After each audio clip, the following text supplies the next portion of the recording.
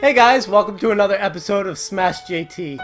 In this episode, I'm thrilled to be bringing you an exclusive interview with Brian Farrell, the former CEO of THQ. We talk about the rise and fall of THQ, what went right, what went wrong, what could have gone differently and possibly saved the company. We also talk about some tidbits of how to get into the game industry and some professional advice from Brian himself. I'm sure you guys will enjoy this episode, so get comfortable. It's a really good interview.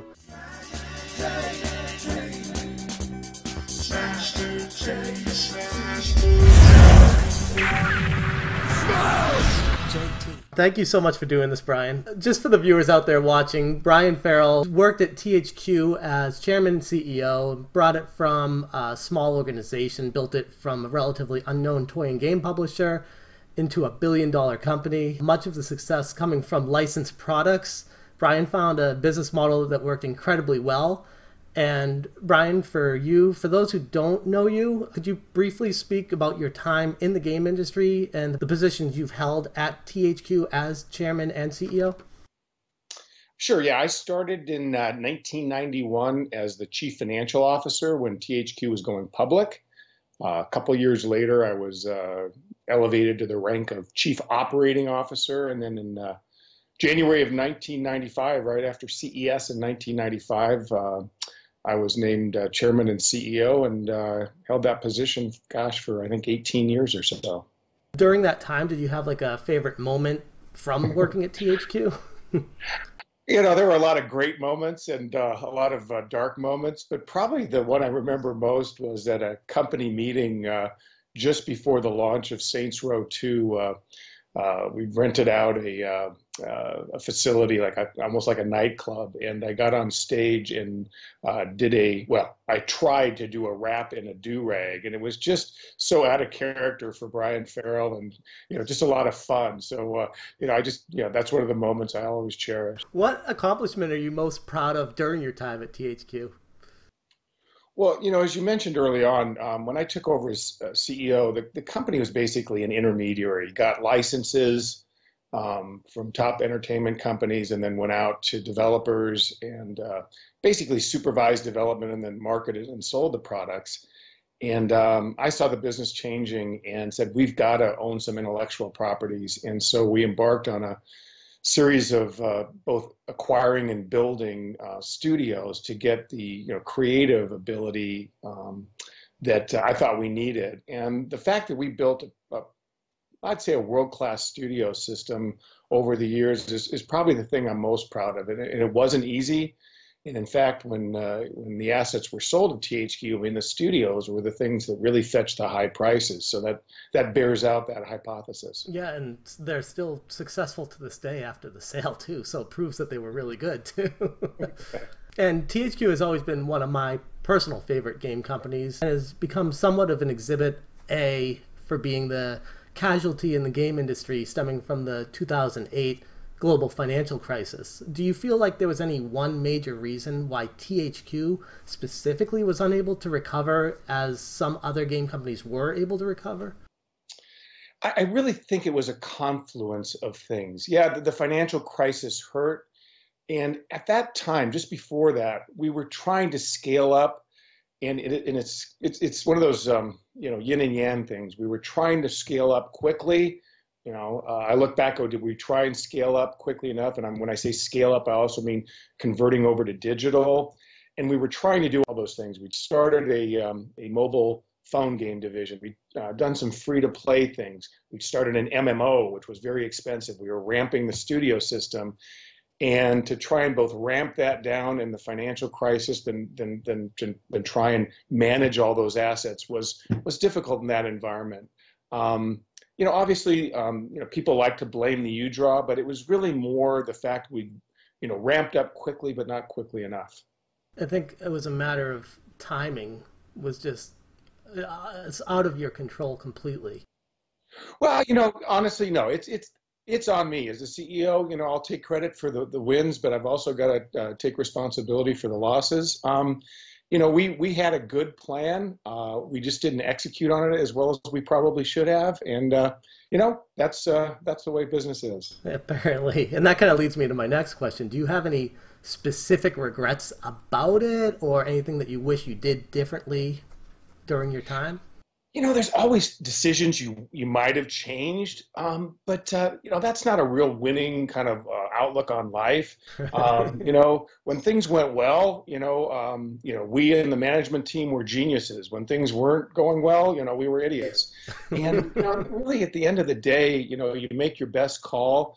I'm really proud of the ride we had at THQ. I don't like the way it ended up, obviously, but I get a lot of calls, emails, texts from former employees saying, "Hey, that was a great, 3, 5, 7 years of my career," and that's a neat feeling. Still, we had something special, and gosh, I would have loved to seen it to greater success. But again, you got to take the good with the bad.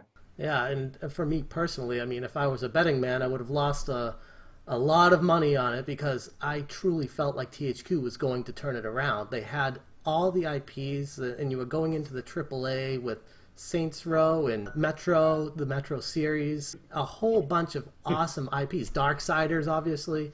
And it was, I mean, I keep going back to, I know you say you got to take the blame for it, but I keep going back to a matter of timing. I feel like if you guys had like a 6-month buffer from when it failed to when those games were ready to come out. South Park's another one.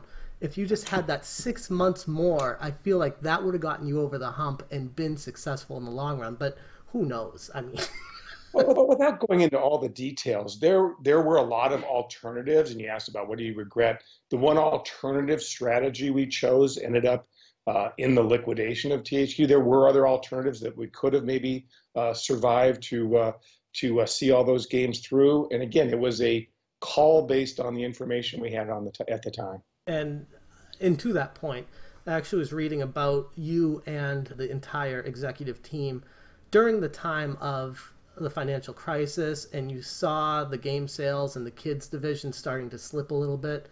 And you personally, from what I read, you saw it happening, that the games were not going to sell as well as you had planned, but you were tied into these contracts with Nickelodeon and Disney and a whole bunch of other huge companies.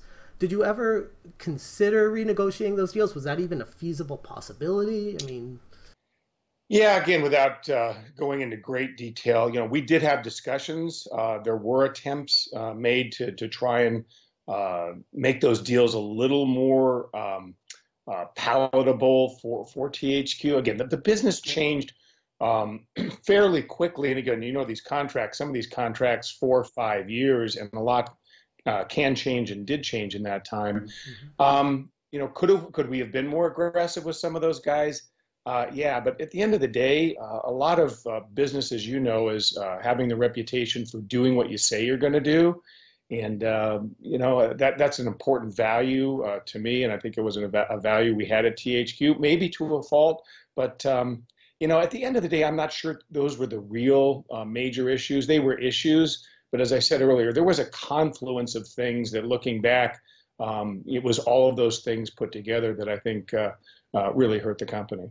Absolutely. Kind of changing gears a little bit here. For the viewers interested in getting into the game industry, you'd be an amazing source to hear this from. What was your process and how you went about selecting a game to be created, to be greenlit? What went into your thought process with that? I'm sure if you talk to any game exec or movie exec, there's some science and some art. The biggest thing is the pedigree or the experience of the team developing it. If people have been successful before, been involved in something successful, and have that proven ability to do something, that weighed a lot. The other thing is, like, what was the point of difference? We called it the X factor in a game. Some of the games, Saints Row was kind of an over-the-top open world game. Darksiders, a very intense action adventure kind of thing. What was the X factor? And so you needed an X factor, you needed a proven team, and the most important thing, it wasn't green light on a piece of paper, but a kind of a constant green light. And what that means is get a first playable, because there's a lot of things that seem fun in concept or on paper. And then when you get that first playable is that really a 30-hour experience that rewards the players? Yeah, that's very true. And to that point, did you have a specific game that stood out during your time there that was like your favorite, or something that was really, oh my God, I have a passion with this because of X, Y, and Z? I was always a big fan of the Red Faction series. The original Red Faction, again, later everyone else had the full real-time destruction, but it was darn cool. And so that one hooked me. And it's funny because that was the real X factor in the original Red Faction. Again, as other people brought that into their games, the specialness of what Red Faction had kind of went away. But that's the nature of entertainment. You got to keep doing it. Speaking of the nature of entertainment, where do you see the direction of the game industry going as of right now and to the future? Where do you see it from your perspective?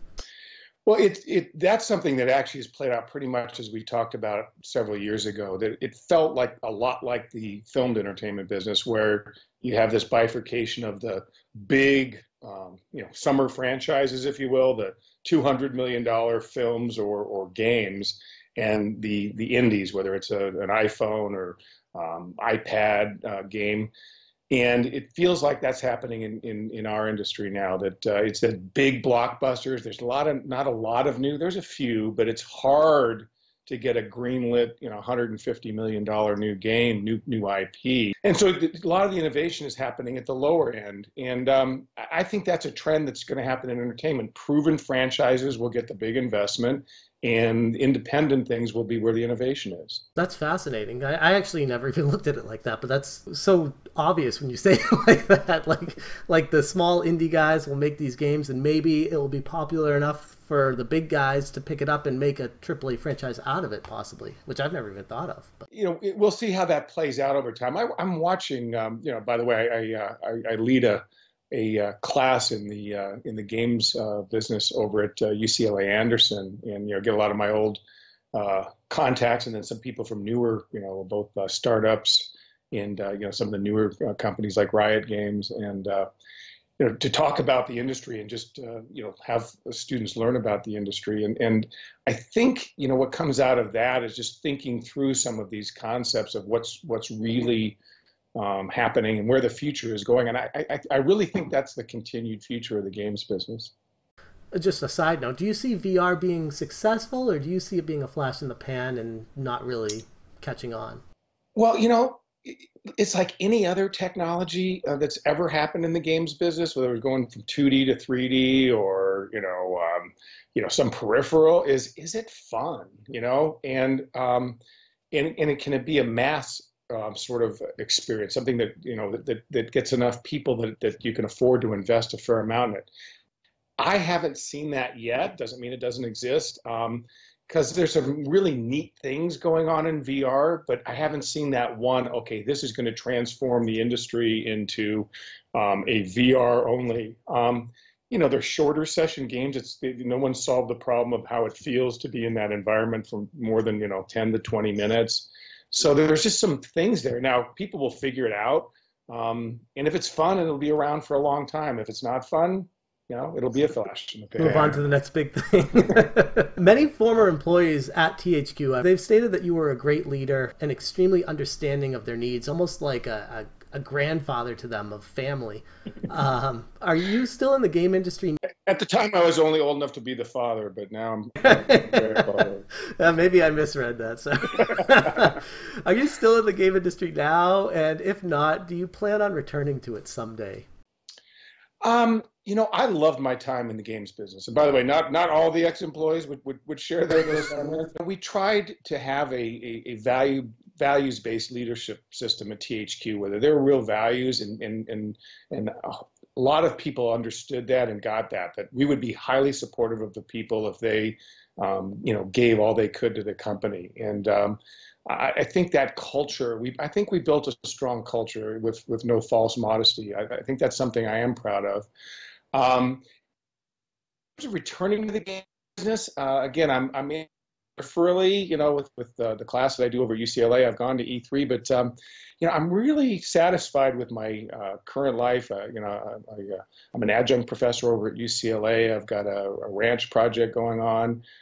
It's kind of a neat second chapter. I loved the games business, but at 63, I think we're going to let the next generation continue to drive it the way they have.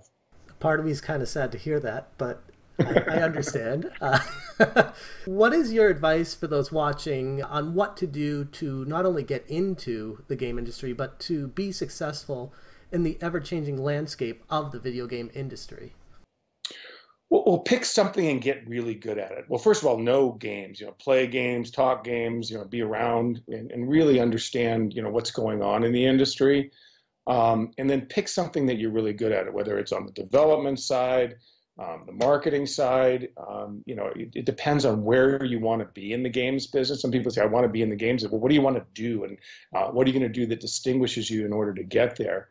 I think that one of the big areas now that is happening in a lot of industries, and it didn't start in the games industry, but the whole free-to-play movement was one of the first harbingers of big data, and there's a lot of opportunity in that for some of the more technically minded. So it just depends on what someone wants to do in the industry. So I'd say pick something you're passionate about, and most likely you'll be successful. Awesome. Well, that's pretty much all the questions I got for you today, Brian. Did you have anything you wanted to add? No, again, we had a great run, and it was something I'll look back on. I've got my whole THQ and games industry memento here in my office that I really cherish. It was to be at the confluence of technology and entertainment for 25 years was, hey, it was cool. That's something a lot of people would dream to be. So you're very fortunate to have been able to do that. I've been a lucky man. Yeah, absolutely. Well, I mean, it's not just luck. It's a lot of hard work too, obviously. Awesome, Brian. Well, thank you so much again for doing this. I really appreciate it.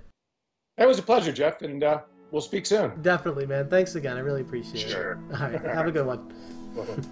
Hope you guys enjoyed this interview with Brian Farrell, former CEO from THQ. If you haven't already, make sure you like, subscribe, and share, and I'll see you on the next episode of Smash JT. I should have worn my Darksiders t-shirt, though. Oh, yeah, I mean, I had to for this. Are you kidding me? That's great. Should I put mine on? Yeah, right.